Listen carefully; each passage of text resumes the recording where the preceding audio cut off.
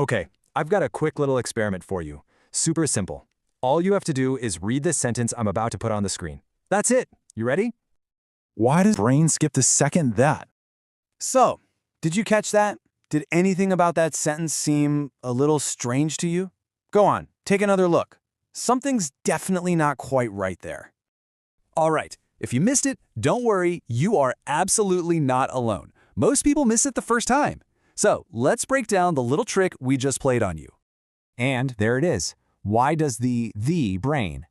See it now? Of course you do. Once you know what you're looking for, it's impossible to miss. But that first time you read it, your brain almost certainly just skipped right over that extra the. So what is going on here? I mean, how can our brains, these incredibly powerful supercomputers, be fooled so easily? Well, to answer that, we need to dive into the science of how we actually read. Okay, to get to the bottom of this little mystery, we have to understand how our brains process words in the first place. And trust me, it's a way more fascinating process than you might think. You know, we tend to think that when we read, our eyes just glide smoothly across the page, right? Well, that's not what happens at all. In reality, your eyes are making these tiny, super fast jumps called saccades. It's less like a smooth scan and more like a series of little hops from one point to the next. And while your eyes are doing all that hopping, your vision is actually working in 3 different zones. You've got your foveal vision, which is that super sharp center where you're focusing, but the real secret weapon here is your parafoveal vision. That's the area just outside the center, and it's what your brain uses to get a sneak peek of the words that are coming up next. And get this, because our brain is getting that sneak peek, it turns out we don't even bother to read every single word. Nope. In fact, research shows that the average reader skips about 30% of the words in any given text. We just leap right over them to be more efficient. So what you've got to understand is that this isn't your brain making a mistake, not at all. It's actually a really clever shortcut your brain has developed to be way more efficient. Okay, so let's put all the pieces together. Here's exactly what happened. Your eye fixated on the first part, why does the. At the exact same time, your parafoveal vision was scanning ahead. It saw the words the brain coming up. Now your brain is a prediction machine. It expects a noun after an article like the.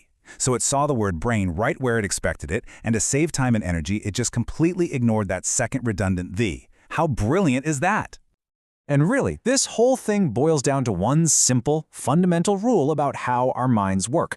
Our brains are built for one thing above all else, finding meaning, not perfect accuracy.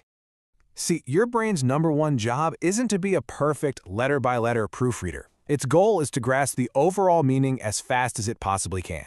It's constantly filling in the blanks and making assumptions to build a coherent picture of the world. This is the exact same reason you can read those sentences with all the jumbled up letters inside the words. You've seen those, right? As long as the first and last letters of each word are in the right place, your brain just unscrambles the rest on the fly. It's a master pattern matcher, not a perfect scanner. So, what does a simple trick like this actually reveal about the incredible machine inside our heads? Look, this is way more than just a cool party trick. It's a window into how our brain is this gorgeous little computer that's always optimizing, always looking for a more efficient way to work. And hey, this is also why it's so incredibly hard to proofread your own writing. Your brain already knows the meaning you intended to put down, so it just automatically corrects the mistakes for you. It's just a beautiful, beautiful example of how complex and amazing our minds really are. And on that note, I'm going to leave you with one final little challenge. Go back and take a very close look at the title of this explainer. Just maybe, you might have missed something there too.